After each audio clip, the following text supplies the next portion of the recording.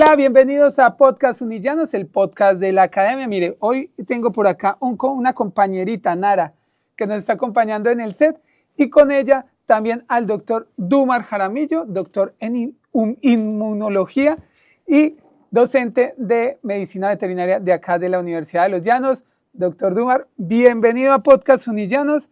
Y bueno, nada, mira, ya empezamos con veterinaria 2026. Muy amables por la invitación, muy contentos de estar con toda la teleaudiencia de este podcast Unillanos. Aquí vamos a compartir una serie de conocimientos alrededor del bienestar de nuestras mascotas y de lo que ocurre normalmente en animales de producción.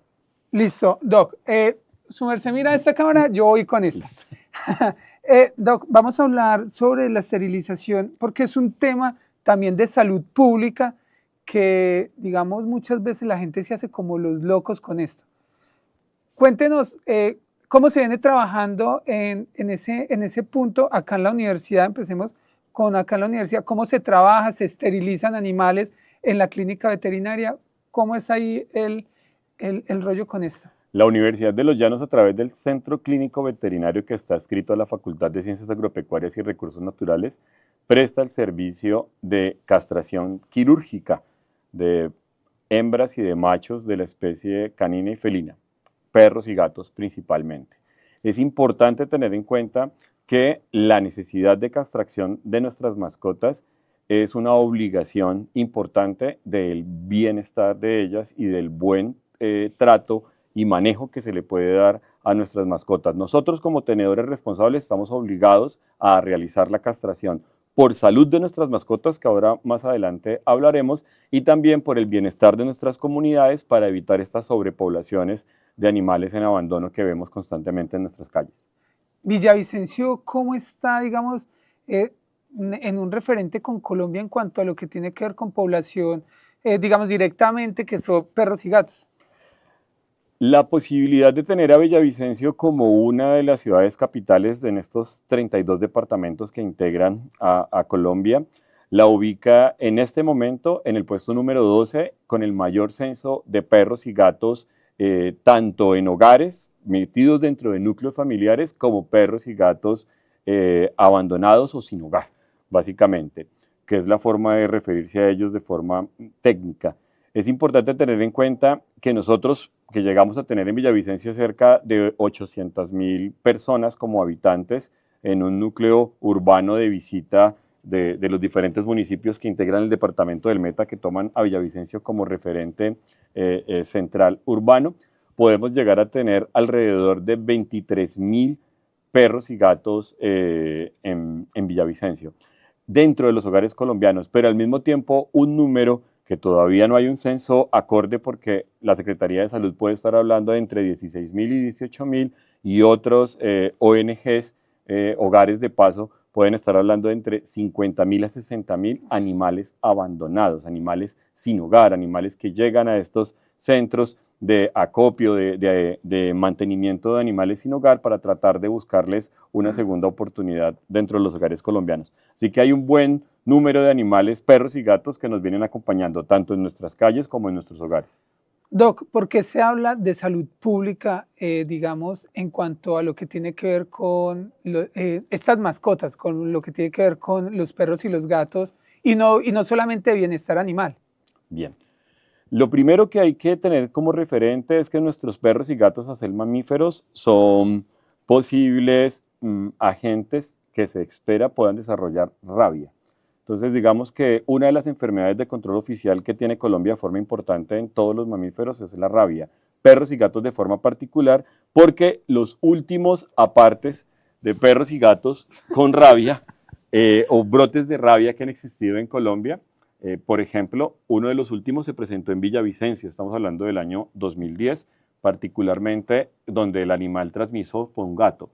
Y cuando uno revisa el historial de vacunación antirrábica de nuestros perros y gatos, pueden ser que estos animalitos que nos acompañan en los hogares tengan un esquema de vacunación obligatorio anual antirrábico. Pero los animalitos que están fuera de los hogares, los animalitos sin hogar, obligatoriamente pueden estar más predispuestos a adquirir el virus rábico, siendo un virus que se puede transmitir a las personas rápidamente, es un virus zoonótico y que puede tener un desenlace fatal si no es tratado a tiempo. Esa es la primera indicación. Son animalitos que nos pueden transmitir rabia en la medida en que no se vacunen. Y la segunda es que son posibles portadores de múltiples agentes infecciosos zoonóticos que los pueden transmitir desde las heces, parásitos gastrointestinales que terminan en un parque, que terminan en contacto con las personas. Ellos mismos pueden ser portadores de esos parásitos en su manto, en su pelo, cuando van al parque, juegan, llegan a nuestros hogares, comparten espacios con nosotros. Entonces, cuando tenemos un perrito dentro de un hogar, uno puede garantizar, como buen tenedor responsable de mascotas, una desparasitación interna y externa que preserva el bienestar de él y que va a preservar la salud pública de la comunidad dentro del mismo hogar o dentro del mismo barrio. Pero cuando tenemos animalitos sin hogar, que no hay responsables directos para el manejo de antiparasitarios internos y externos, esos animalitos se pueden convertir en un foco importante de agentes infecciosos que se pueden transmitir a las personas, de enfermedades zoonóticas. Listo, Doc. Y ahora pasando al bienestar animal, al bienestar de nuestros peluditos, ¿en qué se benefician ellos a la hora de una esterilización o una castración? Bien. Está altamente correlacionada la presentación de diferentes tipos de cánceres de forma particular en las hembras felinas y caninas, asociadas a la presencia y permanencia de sus gónadas, de sus ovarios, que van a generar una carga importante asociada al ciclo estral de diferentes hormonas, entre ellos de forma particular estrógenos. Así que una alta carga de estrógenos sostenida en el tiempo se asocia a tipos de cánceres como por ejemplo un cáncer mamario que es altamente agresivo, entre otras alteraciones en su fisiología. Por eso se recomienda de forma importante e imperante, especialmente en hembras, castraciones tempranas de 6 a 8 meses de edad para evitar que ese boom hormonal asociado al despertar sexual que puede ocurrir en ellas, a la madurez sexual que ocurre normalmente en ellas, se disminuya la liberación de estas hormonas estrogénicas y al mismo tiempo se reduzcan las probabilidades de desarrollo de diferentes tipos de cánceres en las mismas. Por el lado de los machos están las enfermedades asociadas a órganos sexuales secundarios como la próstata de forma particular. Machos castrados tienen menor probabilidad de desarrollar prostatitis y al mismo tiempo la posibilidad de distribución de enfermedades de transmisión venérea y en forma particular para las Américas, especialmente para Sudamérica, el tumor venéreo transmisible, una de las patologías propias de esta especie canina que tiene esa capacidad de transmisión a través de contacto, en especial de la mucosa vulvar, de la mucosa peneana. Hablando un poco de los mitos que se presentan alrededor de la castración, ¿es necesario esperar los 6 meses? ¿Es necesario esperar que de una camada? Bueno, mucho se habla de esto. ¿Qué tan cierto es, digamos, a la hora de la práctica o realmente a la hora del bienestar de ellos? Actualmente se han desarrollado varias investigaciones para cuál es el momento óptimo de la castración en perras de forma particular y Gatas. en perros y perras, Okay. principalmente. Se han distribuido en dos momentos. Animales de contextura media y baja, pequeños y medianos, razas pequeñas y medianas o cruces de sus razas pequeñas y medianas, máximo 6 a 8 meses, no es necesario que tengan el primer celo. Es más, hay mejores beneficios para reducir esa presentación, por ejemplo, de tumores mamarios antes del primer celo, antes de ese desarrollo sexual hormonal que pueda ocurrir en estas razas. Razas grandes, razas gigantes, conocemos por ejemplo el gran danés y el bernés de las montañas y mastil, razas gigantes de perros, sí se recomienda que exista un fenómeno de maduración hormonal antes de la castración. Y no estamos hablando de 1, ni 2, ni 3 celos, pueden existir 4 y 5 celos. En estas razas, probablemente a los 2 años, 3 años, se establece unos mejores mecanismos de castración. ¿Por qué? Porque son necesarias toda esta recarga hormonal estrogénica para consolidar los huesos largos, que en ellos esas placas de crecimiento y esos fenómenos de desarrollo óseo son más retardados que en estas razas pequeñas y medianas que son mucho más prematuras. ¿Y los que tenemos gatos? Gatos, poco se ha estudiado e investigado al respecto, pero se establece que como tenemos razas igualmente grandes, medianas y pequeñas, puede haber un comportamiento similar, aunque la recomendación específica para gatos antes del primer celo. No es necesario que los animales entren en celo, mucho menos que tengan una camada. No es necesario desde el punto de vista sanitario, desde el punto de vista del bienestar, que ello ocurra. La recomendación es antes del primer celo realizar la castración de los animales. Bueno, pues le cuento que a mí ya se me pasó mi gata, me habían dicho que era después del primer celo, pero bueno, estaré muy pendiente de eso. Doc, no solamente se hace castración en, en mascotas, digámoslo así, como lo son nuestros perros, nuestros gatos, nuestros peluditos, también se hacen a la hora de producción, digámoslo así, como pasa con las vacas, con los toros, con el mismo cerdo. Cuéntenos un poco cómo ha evolucionado y digamos de qué sentido tiene hacer una castración a un animal de estos. Bueno, vámonos por los clásicos que son la especie bovina. En bovinos los machos se castran para evitar un comportamiento sexual asociado a la búsqueda de hembras en celo. Un macho bovino, cuando detecta una hembra en celo, se desplaza.